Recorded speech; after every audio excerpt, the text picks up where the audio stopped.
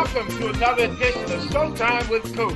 Insightful BS with my Laker teammates and NBA legends. And in the house today, I got one of my teammates that I admire so much. You know what? I was just saying his name, Wes Matthews Sr., not Yes, sir. Junior, Sr. How you doing, Wes? Everything's well, Coop, man. How you doing? And man, thanks for having me on your show, brother. This is really cool, man. Wes, you know what? First of all, you have the honor of being my first guest of 2023. So I just want you to know that you hold high standards for me. The second bad thing, that's a good thing. The second bad thing is, Wes, I thought I was not the sharpest tack in the box with computers, but you have beaten me, Wes. Hey, Coop, man. They didn't have these when we came up, man. Exactly. That's why it was so amusing and stuff to listen to you struggle. Because about 4 months ago, I used to sound like that, Wes. Luckily, you have a good, significant other standing by you, helping you, because my wife always helped me with this stuff here. Hey, we're nothing without them, buddy. You can believe that. There you go. Man, all right, Wes, let's get started, baby. What was it like growing up for you in Connecticut, Bridgeport, Connecticut? What was that like? Well, Bridgeport, Connecticut was similar to growing up in Watts or in Compton, man. It was tough, man. You know, we were drug infested. You know, we had a lot of gangs, a lot of shooting and all that stuff. But through the grace of God, I had a basketball that kept me away from all that. You know, I knew all the big gangsters and pimps and all that, but they knew to protect me and keep me away from all that stuff because my goal was to be an NBA player one day. And we're still cool to this day, but I thank them for keeping me off the streets. I heard that, Wes. You know what? Ditto to that, man. Listen, give me 2 things that your parents told you when you were young that you still hold true and dear to your heart today. Be humble and respect others at all times. And another one I throw in is just be you. I mean, don't try to do something that you're not able to do. Stay within your lane and be you and trust in God, and everything else will fall in place. So were you always a good player in high school, Wes? Talk to us a little bit about your high school career.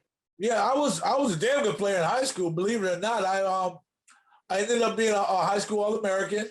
I come from a small town where nobody really knew me, but I was averaging 35 as a sophomore and 40 as a senior. Yeah, man, I was putting that ball in the hole. And with that broke jumper you had like that, or was you getting to the basket? Broke jumper? But hey, it fell. Plus, at the same time, you know, we didn't have the 3-pointer, so we had to be able to get buckets. So I was, you know, I like to drive. I believed in going to the hole, getting contact. I had a great high school career that led me to go to the University of Wisconsin, where I ended up playing 3 years there before I went pro. And that's what I was going to ask you, Wes. That transition, was it hard for you going from high school to college? It was difficult for me. My grades were terrible, so I went to a junior college after high school. But for you, you went straight to a 4-year. I mean, tell us about your transition. Yeah, but it was tough. I had the same situation, man.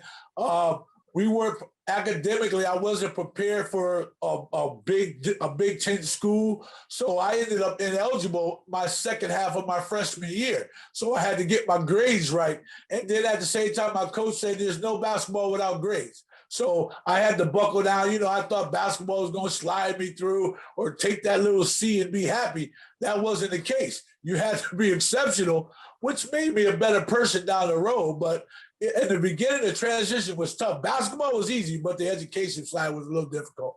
So you finally accomplished that. And again, finishing up there, you were the 14th pick in 1980. You were drafted by the Washington Bullets. Did you think you were going to be a pro player before that? I kind of felt it because I had a couple other pros, Frank Olenek and Walt Luckett, who had already been in the pros, and I was tearing their asses up on the basketball court. So I said, if they can do it, I can do it too. So, you know, once I did my research after my junior year at the University of Wisconsin, and I talked to a couple pro scouts, they said, if you come now, you go first 20, or next year you be top 10. I said, I'll take the top 20 right now because I got to go feed my family. You know, that little 80,000 was a lot of money back then. You know, Wes, that's so funny that you said that when you talk to other people about going to the pros. You know, I didn't have that opportunity to talk to other people, but somebody I kind of patterned my game after. Remember Charlie Scott from North Carolina? Oh, no question. Charlie was skinny and was a good player. You know, I was a thin player too. So It's funny that you would talk to people and emulate because, again, back then, NBA was tough coming to the league. I came in 1979, 80, and it was difficult. No. I came in right after you, Coop. I came in 80. I came in the year Magic went in. And right after Magic, it came over, man. And it was tough. Back then, you got to remember, I went in as a hardship case. So it's either I made it or I did. Now they call it lottery. Shit, if I would know I was a lottery pick back then, it was a different scenario. You'd have demanded more money. Man, I was demanding a ton of money right now. The running joke is I told my mother she had me 40 years too soon. Because right now, look at the money they pay these dudes to sit on the bench on 1.7, 3.5 just to sit out and not even play. Man, we would have sit over there and been happy as hell for 2.6. Well, we put up with a lot of shit, man. But again, remember, Coop, we didn't have 2, 3, 4-year deals. It was a 1-year deal every year. So either you was good enough to come back to training camp or you better go find a real job. So, Wes, your first year, how much money did you make? $63,000. I still got the damn check. I still got the contract. Back then again, there wasn't a lot. The slots where you could go 1 through 15. This is how much you're gonna get. Back then, you had to negotiate, and so Joe Carroll went number 1 that year, and this idiot only signed for $85,000. So the market went slow. I'm like, Joe, why you take $85,000, man? Now everybody else falls behind you. So we had to take what he had to get. So he negotiated a 1-year deal for $63,000, and I thought that was like $10 million. Hey, Wes, you know what? When I came in, you made more than me my first 2 years. When I came in, I signed for $30,000, man, 1 year. You gotta be kidding me! You signed for 30? You kidding me? $30,000. My first year, Wes, I got hurt, so I was glad to have that because they kept me on the injury reserve. My second year, I came back. That was 80, and I was ready to play. $30,000 again, man. Man, they owe us some money, man. I think that league owes us a lot of money, bro. And here you are about to be a Hall of Famer, and you telling people you made $30,000. So imagine how Jerry West and them felt when they was making 15. I was truly what they call a steal. So, Wes, you know what? You are a true journeyman. You came in the league, you got drafted by the Bullets, but you played for the Hawks, the 76ers, the Spurs, the Bulls, and then you ended up with the Lakers. Who were some of your favorite teammates on those teams? Well, believe it or not, man, I always gravitated to the big boys. So, when I was in Washington, Kevin Porter was my mentor. Wes Unseld was a mentor. Of course, when I got to Chicago, I had to motherfucking maintain Michael because Michael thought he was really good. But, I've always gravitated to the big names. When I was in San Antonio, George Gervin took me under his wings. Oh, I love Ice, man. Didn't you love Ice? Ice is a good guy, man. That dude is the dude, man. And then when I got to Atlanta, I had Dominique. So believe it or not, man, like I said, I was telling somebody the other day, I think you're going to make like the 16th or 17th Hall of Famers that I play with. Because I've been around a whole bunch of the great ones, bro. And not to say that, my favorite teammates were mostly big men, believe it or not. Yeah. Wes, who was, okay, of all those teams, what was your favorite team? Oh, come on, man. The Lakers got you see what I got on, baby. You see what I got on, baby. I mean, I had a great time busting y'all asses when I was in San Antonio. You know the story that Magic tells, don't you? You know that story when Wes was going crazy out there scoring 35. We said, Wes, that was the game plan to let you score. That's a great damn story. But like I said, I appreciate that game plan because it brought me over there to y'all. I mean, once I got to LA, man, and I was around you and Byron and Madge and the crew, man, we were so locked in to win it all, man. That's when basketball got really fun for me because I was always having to prove myself because, again, we was on a 1-year deal. So I always had to go somewhere and make a team. I knew I was talented and good enough, but when they all accepted me and brought me over there, bro, I wanted to ride into the sunset, bro. That was and that was the one thing I appreciated and loved about you. First of all, I see you as kind of like a smaller version of me. You're being 6'2", 6'3", I'm 6'5", 6'6", but you have that tenacity, that aggressiveness, that's I'm gonna kick your ass today. And that's what we loved about it. What people don't realize about that Laker teams back there in those days, especially that 80 championship team, that our bench and our practices were tougher than what these guys were going to see in most games. So I think that old saying, iron sharpens iron, we always had them guys ready. Wouldn't you agree? Ain't no question. There's no question about it, Coop. Me and you used to tear Magic and Byron's ass up every single day. But what made it so sweet though was we would tell them, if we tearing your ass up, you want to be ready when you see somebody else my size or when you see somebody Coop size. You should be prepared because, like you said, our bench could have played and started anywhere in the league because we were just that good. I mean, that second unit we had was crazy, Coop.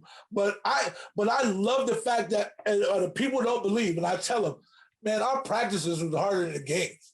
Yep. Because we scrimmaged hard every day. We pushed each other. We didn't have no animosity. We knew at the end of the day. I tell the story about the time we lost 2 in a row. We were like 20. We were 21-2. And we had a 2-game losing streak. And Magic called a goddamn team only meeting. I'm like, what the hell is this? I'm coming from San Antonio. I'm coming from San Antonio. I lose 40, 50 games a year. We lose 2, and now we got to beat it. I was like, oh, this is special, and this is different. This is kind of different over here. But I'll tell you what I did. I love playing with you, man. You told me a lot. And like you said, if I was 6', you were the prototype size I wanted to be. 6'6", fast, linky, can dunk, play D. But you brought it out of me because remember when we started hawking down, bro, Pat went to me and you to go lock that D down. Toughest backcourt there. You listen to Showtime with Coop and insightful BS with my Laker teammates and NBA legends, and I got one of my favorite teammates on the show, Wes Matthews. Wes, we're at the point of the show now where I call it Coop's lightning round. I'm going to ask you 5 names, and you tell me as much or as little about the names I'm getting ready to bring up to you, okay? Okay. Xavier McDaniels. I still want to whoop his ass. To this day. Xavier, good player. I respect him, but, you know, he had the Lakers in front of him. That's just like anybody else. It's going to be a bad day when you play the Lake Show. Greg Popovich. Didn't get to know Pop that well because I had confidence in him, but I think he's a bright mind. I think he's right on their path as far as X's and O's in the coach. Michael Jordan. Hell of a basketball player. Could be an asshole sometimes, but he's a great dude. I mean, but if you need a bucket, he can get one. I think he's an exceptional player.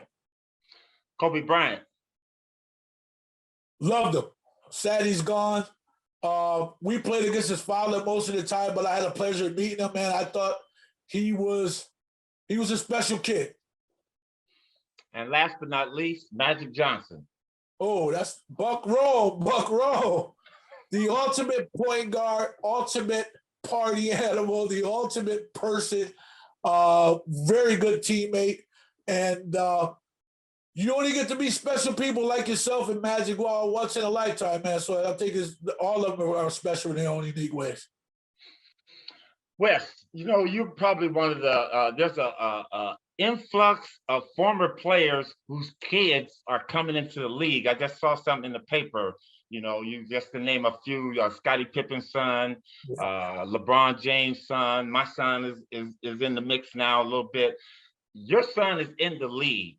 What are your thoughts on that? Did you ever groom him? Did you think he would be a pro player?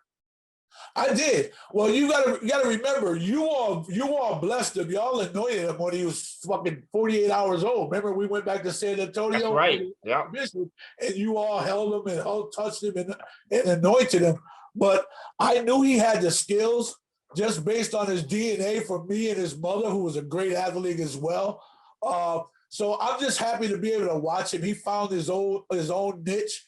He's very similar to you. Very good defender. Don't take no shit. And if you leave him open, he's gonna knock that 3 ball down. So he found his niche, and I support him. In fact, believe it or not, I just left Pat Riley. I was in Miami this weekend and watched them play Miami. But it's just an honor, man, because there's a lot of great players that don't have kids up there. So to have mine up there, man, is truly special. And to be Did you give him that thing where he do the 3-point shot? No, I Did don't he know come what up with that, or you come up with that? the bow and arrow.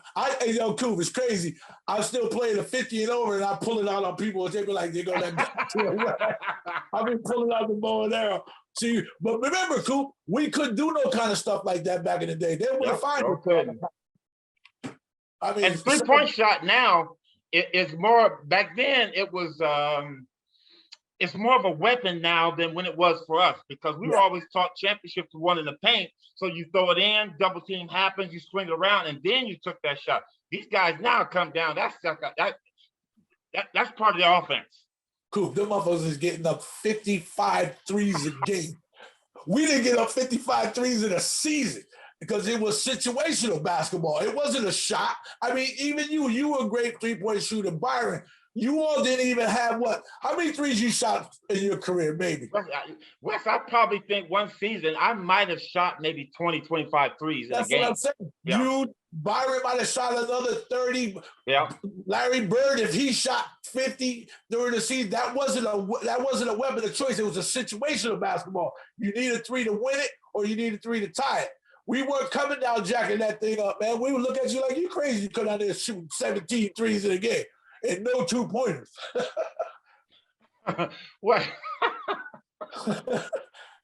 Kareem would have cursed us out. Kareem and Worthy. Cat would have kicked all our ass. He would have jujitsu every last one of us in that blocker room. Like, yo, man, you don't bring me this bro. And Clever, too. Clever would have been looking at us like we crazy. Wes, you coming to the team. Talk to us a little bit about when you got there, as opposed playing the Celtics, as opposed to playing them when you were with the other teams, playing them against with the Lakers. Talk to us about the rivalry, and from those other teams, and then once you got with the Lakers. Well, it was, to me, when I was with Atlanta, we played them in the playoffs, and when I was with San Antonio, it was just like playing the Celtics. It was like, let's go to Boston, kick their ass, get the hell out of here, because Boston's not a favorite, because it's not one of our favorite places. But when I became a Laker, and it wasn't, I honestly can say this, it wasn't until I retired and I started watching video that I was in one of the best series of all time. Back then that was our job. So we just went to work. Just go to work. I didn't understand the logistics of they played each other 15 times in the finals. They got 17, we got 17. I wasn't paying, we didn't pay all that no attention. We just ball. But after I left the league, I was like, shit, we played in the Boston Garden against the Celtics in a Lakers-Celtics series. And that old shitty arena, not they knew when we played in that one that wasn't shit. That piece of shit-ass Boston Garden that had holes in the floor. Remember the time, Coop, it was 85 degrees outside. It was 120 in the building. They turned the heat on. Dirty fucks. They turned the heat on us, man. And that's what Magic, you imagine saying, oh, don't worry about it. We just get warm and we're going to go out there and tear their ass up. And when they hit that hook shot, me and you said, let's go home. You ain't coming back here no more. And they were mad. But I didn't realize the magnitude, Coop, until after I was gone. That was the series of all series. And I laugh and I love it because when I go to Boston, I wear Laker gear. I'll be proud of it. Yeah, we remember we kicked your ass. They be like, man, get that Laker gear off. Yeah, man, fuck you and Boston. How about that? Hey, Wes, which Celtic did you hate the most? The Celtics that damn ML Carr. I wanted to punch him in his face every time I saw him. I mean, God forbid he was a decent player, but he talked so much shit, bro. Come on, man. I mean, I didn't play a lot, but I didn't talk shit to another player. You sitting there talking shit to you on the bench too, so shut the hell up. I wanted to kill ML, and then I had me and Joe Henderson became good friends. We started playing golf together, and we laugh and joke. You talk about Joe Worthy, man, I still got that pass I picked off. I said, you tell him, he'll punch you in your face, because we still about that. Oh, Wes, you know what? You're funny, man. I love you, Wes Matthews. Hey, listen, Wes, we had a great opportunity to be part of something special, obviously with the Los Angeles Lakers. Yes. But when we retired, we just recently, what was that, 2-3 months ago, we had a Laker reunion.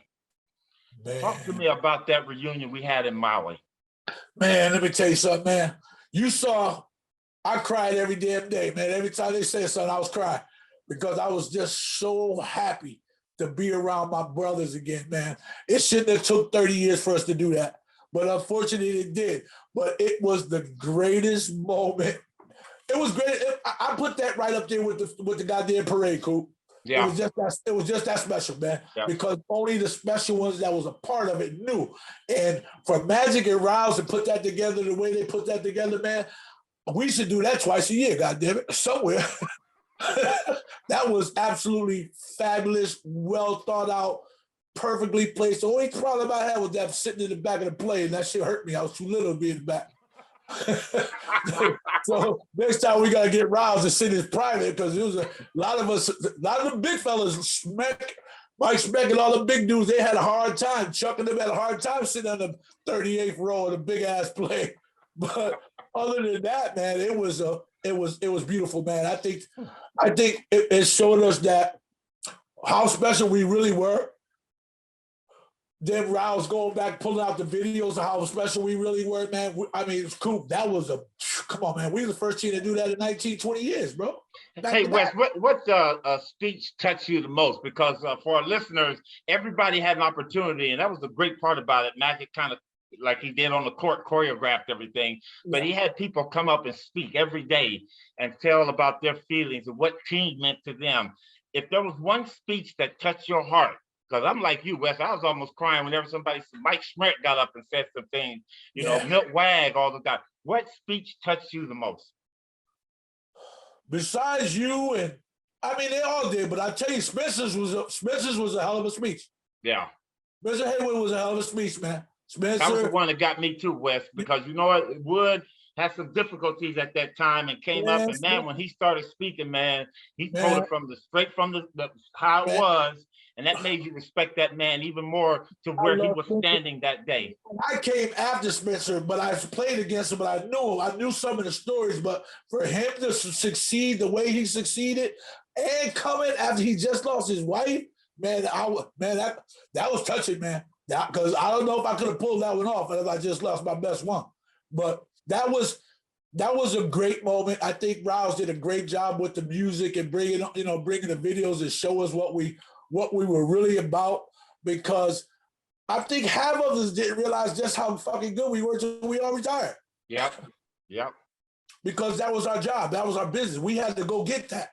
And I mean, it was special, man. I got to play golf with Clever and Eddie J and Byron. I mean, it was so special, man. I didn't know you were that good of a golfer. You're pretty good out there. Hey, Cooper, I had to put the basketball down for a minute and find something else to do competitive. So I picked it up late, but it's a very challenging game. I really enjoyed it, man. And then just the camaraderie of the people you can roll out with, man. You know what I'm saying? How many people say they play golf with Clever and James Worthy every fucking day? Nobody. You know what, Wes? I don't think any other team could have put something like that together, because you know what? We truly, truly loved each other and liked each other. Not many teams can say that.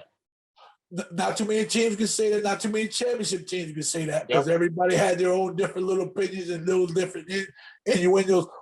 One thing about what Pat did, Pat made everybody check their egos at the door. I don't give a damn if it was Magic, Kareem, you, me, from the goddamn Water Boys to Rudy to fucking Gary V. Everybody knew their role. And that's what made us special. And nobody bickered. Nobody said nothing about playing time. All we wanted to do was take it out on that next team where we got the next day. And that's what made us so special, man. And then for us to now be back, joined together, man, you don't know how many players really needed that, man, needed this. Yeah. Because, a lot of us didn't have great careers after that. A lot of us did, we did okay, but not like some of us. But for us to still be connected and still be in love like we just left each other out of practice is crazy. That's what made it special. Hey, you listening to Showtime with Coop, my boy Wes Matthews Sr., because his son is playing, so I can't say just Wes Matthews anymore because the junior is doing his thing out on the court. I got my dog, my little one, my man, Wes Matthews here.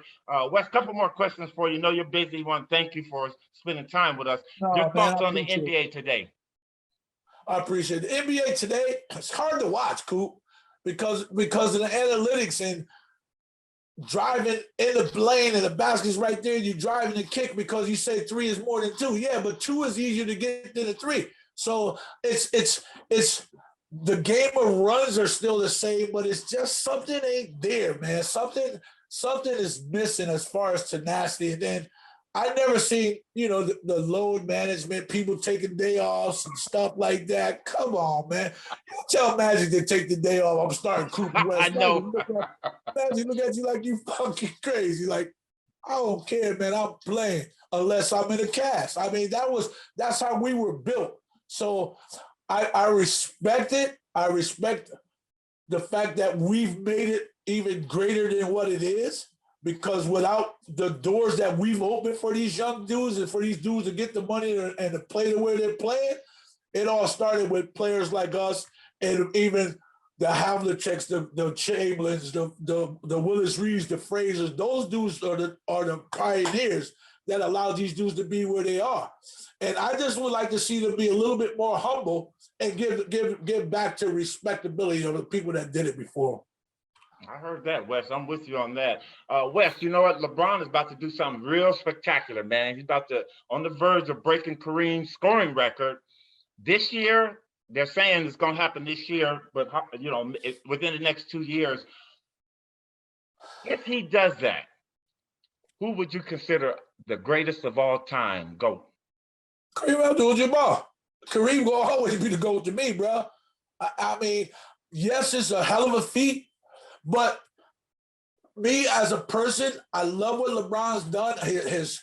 What he's did for the league, what he's done for himself, what he's done for his family and people is great. His basketball abilities is off the charts, but he has a three-pointer. You're talking Kareem with 38,000 with 2 threes in his whole career.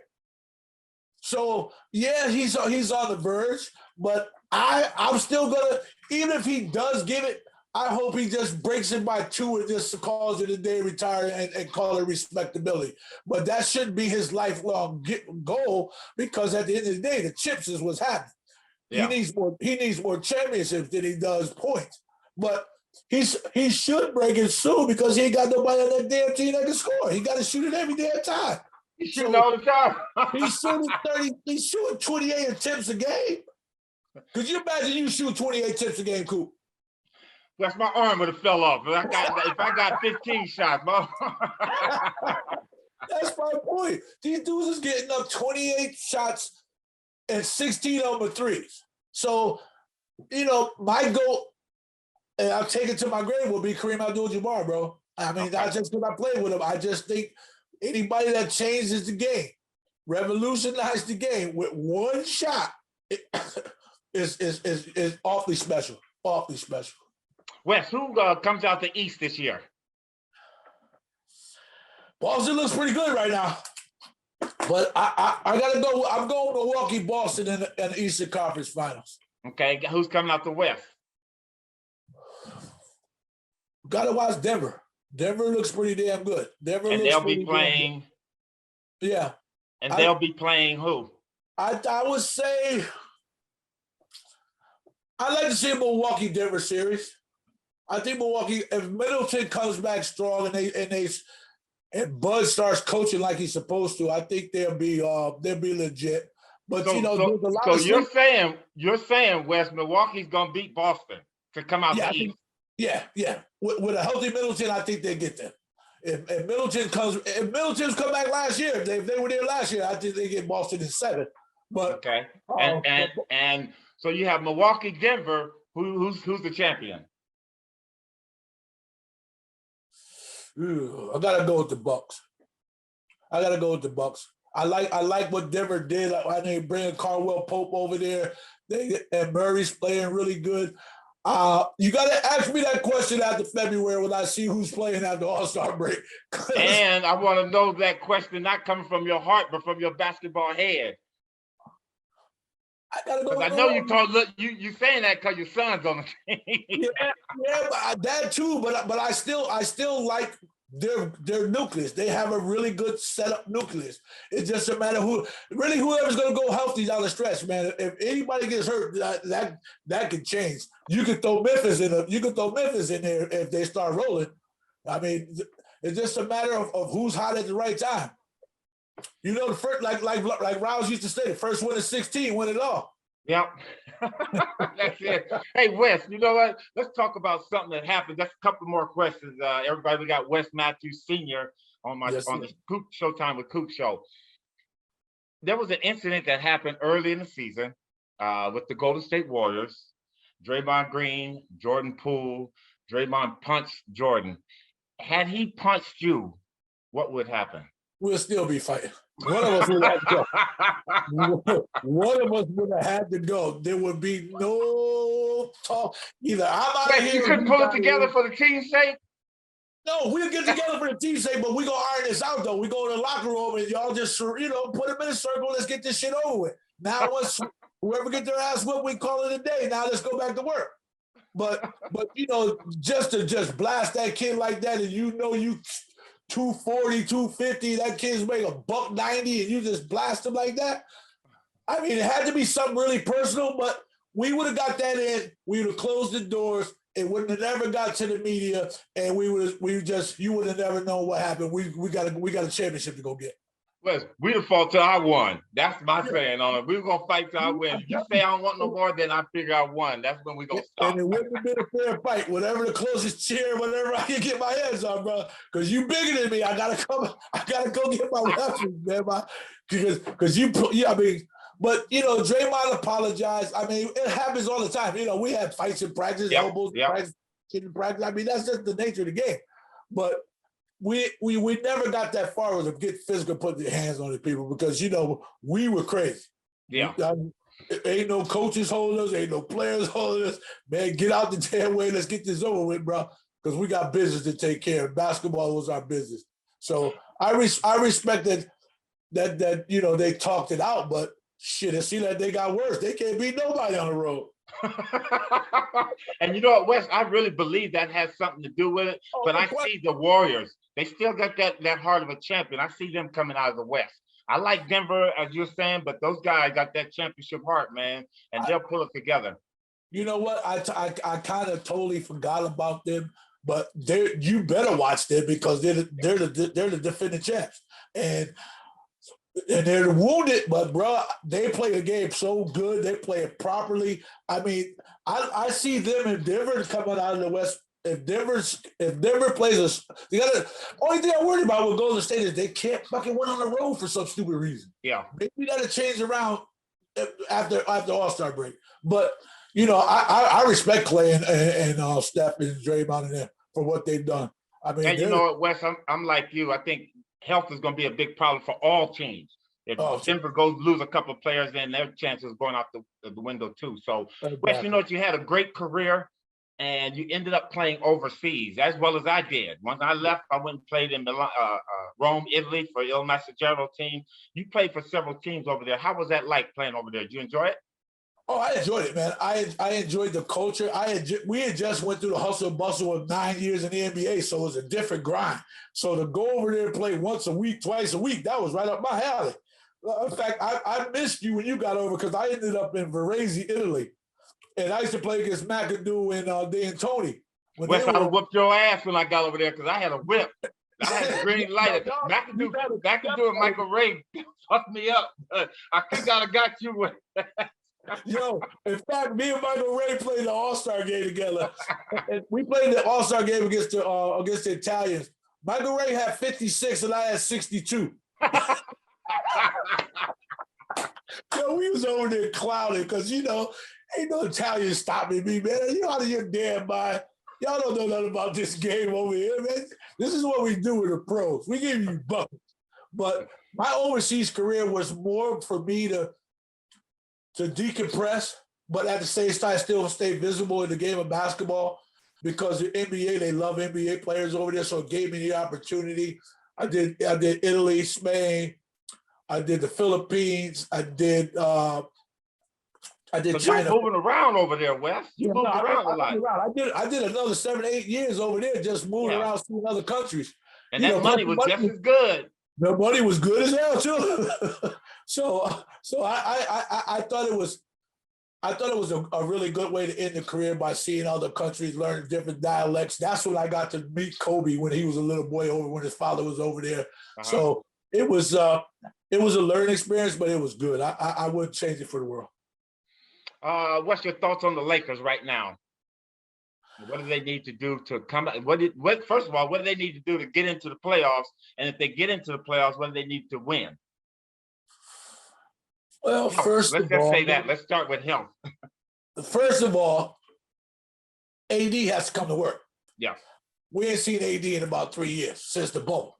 So I need AD to bring whatever he can bring every single night because he's a terror when he's on the basketball court. I need a healthy AD. I need a better bench coming off that pine because I'm not too. I mean, I like how Westbrook has tamed himself to the point where he's like, I'm going to do what I got to do to make this team better and not be the scapegoat. I love that part, what he's doing, because he's a valuable basketball player outside of what he's doing. But I just think they need to get in the locker room, man, and say, what do we really want to do? Like we used to do. What are we here for? Yeah. Are we here to get paychecks or are we here for chips? Because Lakers is about chips. So now you got to sacrifice. And I don't see the sacrifice on everybody's part. I love Darvin Ham. He got his hands full, but he's handicapped without AD. Wes, everybody, Wes Matthews. I mean, Wes, I can't tell you how much I love you enough, brother. Our ultimate respect for you and everything that you've done, and our friendship goes deeper than this. And just glad that you took time out. Wes, what do you got going on now? Talk to us about what you're doing in the community in your hometown. Well, I'm doing a lot of. I just got finished. I just retired from coaching. I was at a private academy at Greenwich Academy. I just retired from there, but I got a new venue that I'm gonna have to include you in. I'm working with a group to bring a prep school to Los Angeles. We're working on bringing Putnam Science Academy to Los Angeles in the next 2 years. That's our project. We've been working on that for the last year and a half. So we're almost done. We're still looking for the property and the land. We're going to do a boarding school / we already have one in Connecticut who wins national championships. And we put out 35 to 40 Division I kids every year, male and female, in all sports. So we want to take it to the West Coast. We're looking to bring it on the West Coast in the next 2 years. I'm doing that, man, personal training and just watching my son, man. Watching son play. Wes, if people want to donate, how can they donate or get involved? Is there, you have a Instagram or? We just have a link. Hold on. The donation is go on Putnam Science Academy. It's PutnamScienceAcademy.org, and they can look it up and see. And we're taking donations. We're really starting to get off the ground to come to Los Angeles. We thought that would be a great melting pot, being that it's diverse, and diversity is key with us. What the key component is, we're not just a prep school for sports. We're education first. So I got to reach out to Kareem and see what he's doing with his stem cell because we're a STEM program. So we want to include that. So I'm gonna bring in the whole family, the whole Laker family. Once we go and get it finalized, I gotta come back on your show and talk about it, and we'll give you some more logistics on it. But man, just staying busy, man. Just trying to stay healthy, try to stay good looking like you. In fact, the next coaching job you get, I better be on that bench. Wes Matthews, I love you, man. Brother, thank you so much. I know it's difficult for us to finally make this connection. We were supposed to do this long time ago, but better late than never, baby. Like the Showtime reunion, we got over there together. Wes, I love you, man, more than you know, little brother. You take care of yourself, man. You already know, man. And you tell Nick, stay healthy. And he got my numbers and stay in touch. But I'll be in touch with you, though, Coop, man, and to your fans, man. I'll be there when he goes into the Hall of Fame because he's right down the road in Springfield. And believe me, when you get that call, young fella, I'm there. You can believe that. Don't be surprised if I kiss you on the lips, okay? Later, Wes. Love you, man. Love you. All right, buddy. Okay. Peace.